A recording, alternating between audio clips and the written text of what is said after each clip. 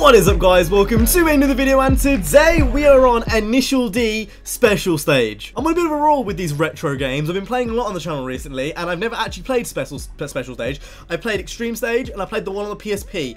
I think this might be similar to the one on the PSP, but I wanted to give it a go anyway. Me and Initial D on this channel don't have a good history. Anytime I've tried to make a video on Initial D, it's done shit. So let's hope this time round it's not shit. Also, a bit of an issue, everything's in Japanese, as you can see, so we are kind of guessing in the menus. I don't know what any of this means, but you know, we'll just take caution with the wind and hope everything goes okay. I'm assuming this is the car select screen.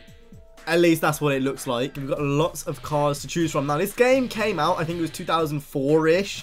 So this is before the RX-8. This is before a lot of those cars came out. It might be 2002, actually. You can see even the Nissan logo is old.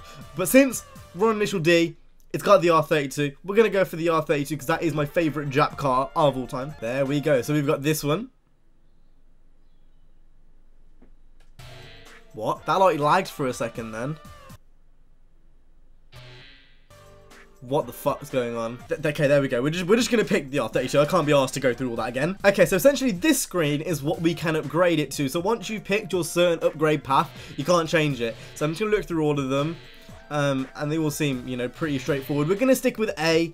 A looks the best to me, just kind of keeps it stock, which is kind of what I want. So we're going to go ahead and press X and keep that. I think this is like our name, but again, I don't speak Japanese, so none of this actually matters to me. I like squares. Let's go with squares. I feel like that's an important choice. Whenever I see red or blue, that's like good or bad. We're going to go manual, because that's kind of what I play all my Initial D games in. You need to play Initial D games in manual. Otherwise, you're going to suck, basically, because a manual... yeah.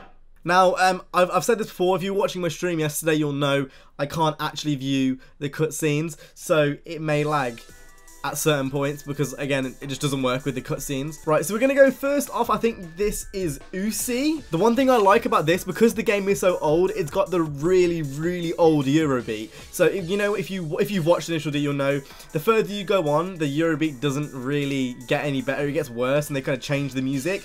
But this has got some classic tracks, which I actually know.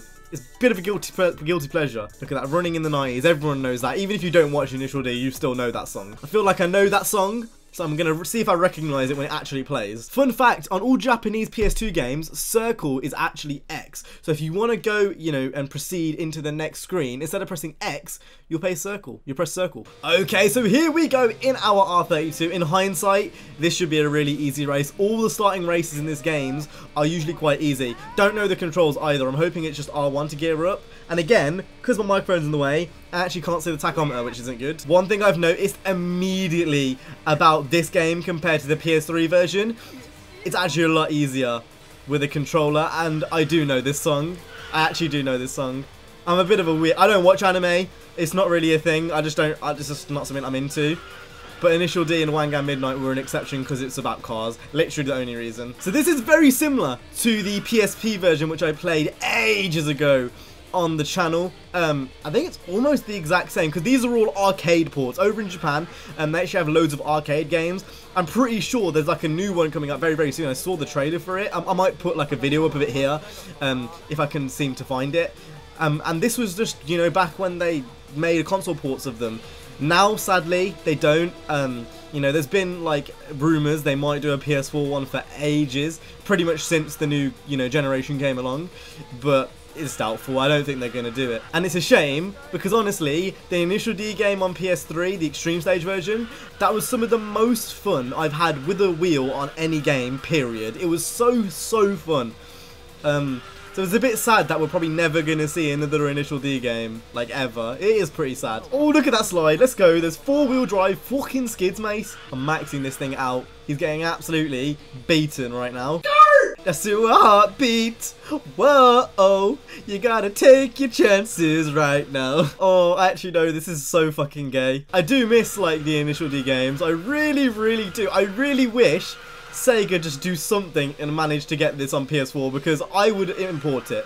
I would quite gladly import it. It doesn't bother me. Ooh, the physics are just so fun. When I usually get off, when I stop recording, I don't really touch the games after. Like Burnout Revenge, I haven't played it since yesterday. I thought I would have, to be fair, but I just didn't really touch it. This is actually a game I will play because it is just that fun. It's an arcade game in your house. The best way to explain it, it's an arcade game on a controller. If you got a wheel, it's literally like just being in the arcade. That's like the best way to explain it. And we won with no issues. Like I said, the starting races is usually really easy. That was no different. It's so fun. Right, now we've got 3 options. One of them is blue. I think the blue one is exit, so we're just going to press blue. Okay, so that was the right thing to press, and we've got lots of points for that, which is good. I'm not sure how we actually upgrade in this game, because it looks like it's different to Extreme Stage, which is the one I have for PS3. So we're going to see if we can try to get to the upgrade menu. Why couldn't they just make a Western port? I don't understand. Oh, that's my car. Yes. Right, I think we're back on track. I think I've managed to fix everything slightly. How do you upgrade the car? I want to upgrade the car. Right, I can't be asked to figure this out because I'm not understanding any of this. So we're just gonna go straight into the next race. I think it was on the same track against Takumi. So we're gonna do that and we're gonna see how that goes. Oh my god, what did I just do? I just sold the car. I just sold the car. Right, since we sold the car, let's move on to a different car. I didn't mean to do that. That was not on purpose. I really didn't mean to do that. But since I've sold it, we'll move on to something different. Let's move on to the EK9. This actually might have some nice customization too, because it's an EK9. So we've got this one, we've got this one, we've got this one, which actually looks really nice.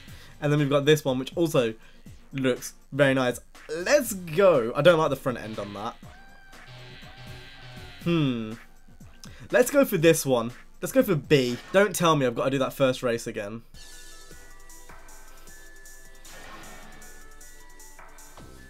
For fuck's